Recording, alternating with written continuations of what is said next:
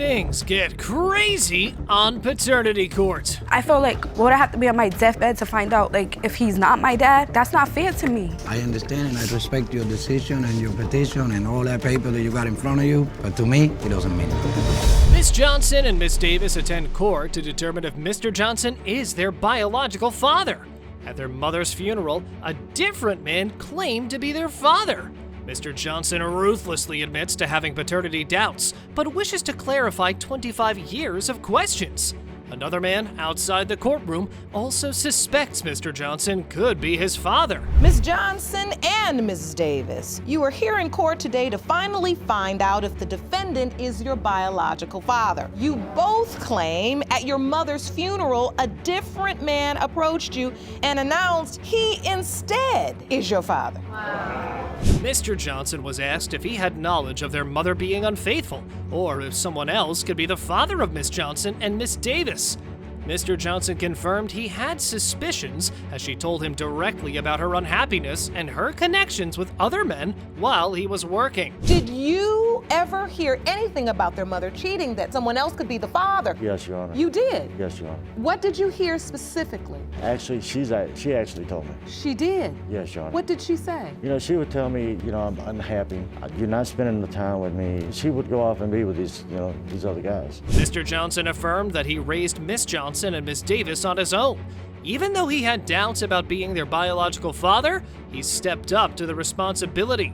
He mentioned that their mother had told them another man was their father, but he was there when they were born and during the 9 months of pregnancy. Mr. Johnson, you raised these children on your own. Yes, Your Honor. But in this courtroom, you've been honest and said you had doubt. Yes, Your Honor. And yet you raised these girls as your own, Yes, Your Honor. accepted this responsibility. Yes, Your Honor. The mother, even though the mother told him that the other man was her father. Mr. Johnson revealed that he offered money to the girls' mother in hopes of encouraging a mother-daughter connection between them. He stressed the importance of his daughters understanding the dynamics of their family, noting his son had witnessed it firsthand. You're saying when you had the girls, you wanted the girls to see her Yes, Your Honor. and spend time with her so they could have a mother-daughter Yes, Your Honor. connection. Yes, Your Honor. And so you would have to say to her, I'll give you money Yes, Your Honor. if you spend time with them. Yes, Your Honor. Oh. The individual is discussing his sisters and the doubts surrounding their paternity. He notes that he can see his father in his middle sister, Miss Johnson, but not as much in Miss Davis. He becomes emotional while speaking, and Judge Lake comforts him, indicating the sensitivity of the topic. Did the DNA result make him feel any better? Mr. Johnson, Sr., you are her father.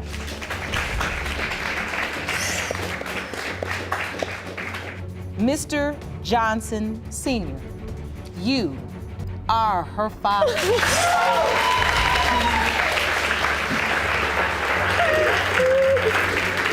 Miss Robinson's life was shaken hard when she discovered that another man, Mr. Thompson, claimed her paternity.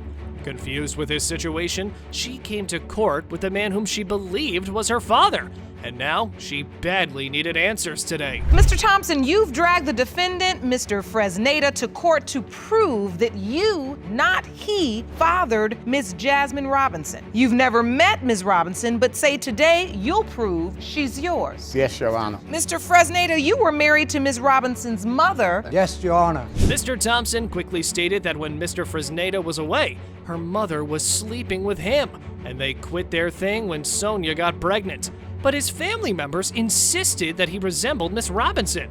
Upon this, the judge asked Miss Robinson about her upbringing. He never treated me no different, so I would never suspect it. Now, he says he heard things from your family members. You've never heard those murmurings, whispers through the grapevine? Nobody never told me anything. They just left me in the dark. Nobody said nothing to me about it. I have to say that learning about your paternity doubt at 29 years old is not a good thing. And taking this much time, the plaintiff shared that after her mother's death, it was her choice that Mr. Fresneda would raise her daughter. Then, Miss Robinson shared how she discovered her potential father. He had messaged me on Facebook, the first message, and was like, hey, tell your mom that I said hi. But I just brushed it off. I'm like, my mom has her own Facebook page. It's just somebody that she knows. So I just left it alone. I didn't say anything about it. And then 5 years later, in 2015, he had reached out to me again. For sure, she would have never taken it seriously, and it could have been a pathetic joke. But this wasn't a joke, as Miss Robinson shared it with her aunt, and to her shock, she was informed of the same story. And further, she even asked her dad about it. I had told him, I said, Dad, there's this guy named Ladner Thompson that had reached out to me on Facebook and saying that he's my dad. And my dad was like, what's his name again? And then I said Ladner Thompson. And then he had said kind of the same story that my Aunt Felicia told me. He said that years ago, he had came around saying that he was my dad, but my mom was saying no. It seemed now Mr. Thompson's claim had some potential. But even if he believed he was the real father, he would see the mother-daughter in the town they lived in, but never tried for a DNA test. Now, it was time to know Mr. Fresneda's point of view in this story. I asked her mother, like he says, on more than one occasion, and she always said to me that Jasmine was my firstborn. And that was good enough for me, Your Honor. We went on and had 4 more children after that, and they all belong to me. Point I'm trying to make in here, Your Honor, that I wish that he would have addressed me before he sent her. So, both the men knew about each other. That's interesting. But even if they knew that something was wrong behind the curtains, it should have been addressed timely.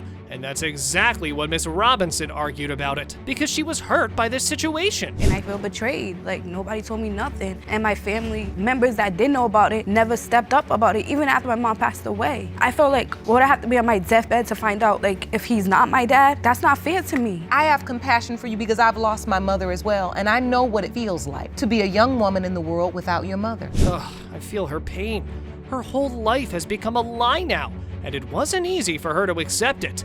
As much as it was hard for her to understand, the judge brought in her aunt to testify, and she agreed to Mr. Thompson's claim very quickly. If we brought it to her attention, she always said that Ladner was not Jasmine's father. So why were you bringing it to her attention? Because as Jasmine was growing up, as the aunt, started seeing a little difference in the children. You did? I did. Now, all the arrows were pointing in Mr. Thompson's direction. Then, the plaintiff asserted that it was important for him that all of his kids and grandchildren should have a bond with one another, and shared that his kids were friends with Miss Robinson, to which she agreed. I know them from being around them, and one of the sisters, I worked with her. We worked together. And so you were working with this young woman without knowing that she potentially could be your sister? Yes. I can contest that we're all confused. And that's why we're here today, to find out the truth. To me, she's my child, and she's always gonna be my child. Now, with all the testimonies, we pretty much knew where this would go. But still, the real father's name was sealed in that envelope. And to get this truth out, finally, the judge was ready to read the results. Mr. Thompson, you are her father. Thank you very much, Your Honor. Thank you. Don't worry. That's my heart. That's my number one. I understand and I respect your decision and your petition and all that paper that you got in front of you, but to me, it doesn't mean nothing. Second timers were in the court. Miss Wilson claimed her ex-husband was busy playing house with a new girlfriend, while he denied their firstborn. However, Mr. Wilson and the girlfriend denied this obviously, but also used color adjectives for the plaintiff. Mrs. Wilson, you are back in my courtroom. Your soon-to-be ex-husband is now denying your firstborn daughter, Peyton, and you and your children in order to play house with his new little girlfriend and baby. Yes, Your Honor. Baby was clearly furious with the defendant, and she made the defendant know how she felt too. Apparently, she'd been raising all the 3 kids alone by herself, and that was not right. Not at all. Mr. Wilson, you don't believe you're Peyton's biological father. No, Your Honor. Your Honor, And I have whenever reasons, he Your Honor. does see them, though, I have to provide everything. I have to call him to beg him to see them, which I shouldn't have to do. She's That's never not my called to job. beg him to see anybody. Never once. The defendant claimed that baby mama's ex had fathered Peyton, and he was pretty confident about this. According to him, Miss Wilson had not been too committed to their relationship, and he had instances to back up his claim as well. She cheated on me with this guy multiple times. Multiple times. And that's a lie, Your Honor. I cheated one time, and it really wasn't even cheating because we were not together. And I did get a hickey, and I'm gonna admit it. And I did lie about it. no, your excuse was the dog jumped off the bed and hit your neck. How does that happen? You know what I'm saying? Trust was completely lost between these guys. Yep, the baby mama just couldn't understand why this guy was doing this. His doubts appeared meaningless to her, but doubts are doubts. Moreover, the start to their relationship wasn't too great either. I left my ex to be with him. So, I mean, it was 2 weeks before She just admitted that me she and left him this got guy together. for me. Well, what it's saying to me is she slept with two guys in the window of conception. No, we got together in November. You tell me how the heck I can be pregnant for a year, and that's what he's trying to say. Time for the exhibit presented by Mr. Wilson.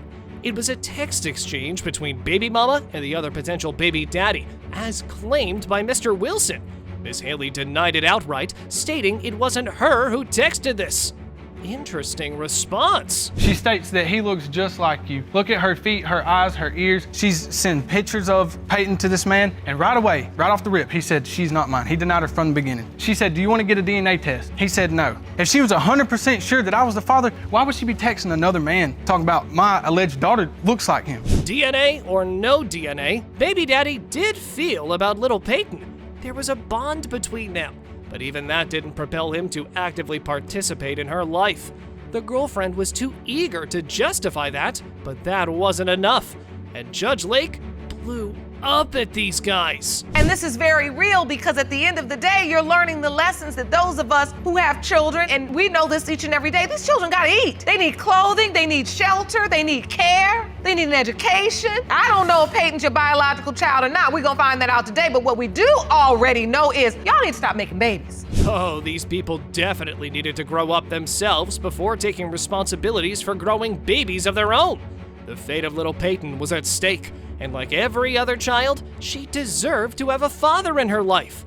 Let's see if she gets to have one today. Mr. Wilson, you are the father. Thank you. You are her father. Now step up, please.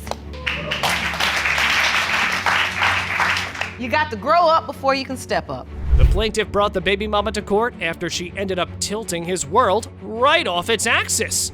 In the electrifying world of paternity disputes, we have Mr. Lloyd and Miss Rayleigh, all ready to fight out this paternity battle. Mr. Lloyd, you are in court today to prove that you are the biological father of the defendant's 1.5-year-old daughter, Courtney Marie Grimes. You claim the defendant led you to believe that you were the father only to have a bomb dropped on you that another man was her dad. Is that correct? Yes, Your Honor. A love triangle that would even make our dear Shakespeare blush.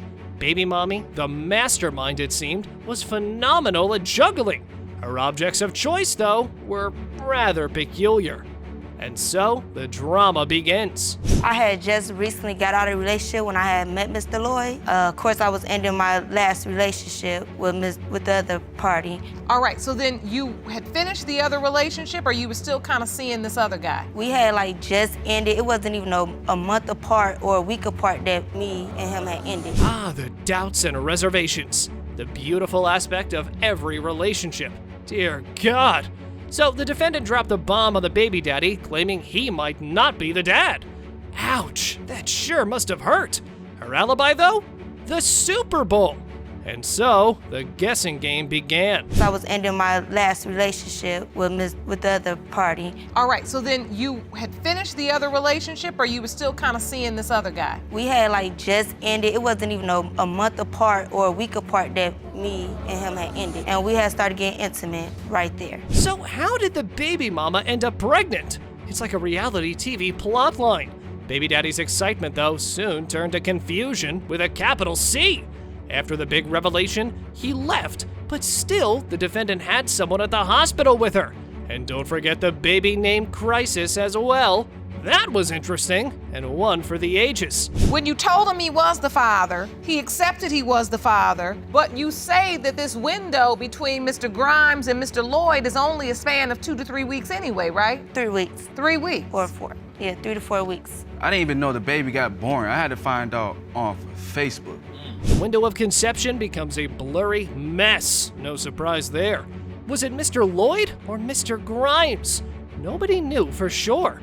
And so the baby daddies took the matter into their own hands. And like a suspenseful movie full of twists, they did a sting operation. Was trying to find out because she was still playing that it was my baby, still playing his baby. So we met up. Actually, we drove they up pulled to up on me. I was like, okay, so both of them asked me in the car together. They in the car together. I'm with another friend. Who's the daddy, Chantel? So I said, okay, Curtis, you're the sperm donor, and Mr. Lloyd is the one who will be there for her. The drama escalated as the other baby daddy, Mr. Grimes, shared his version of the events.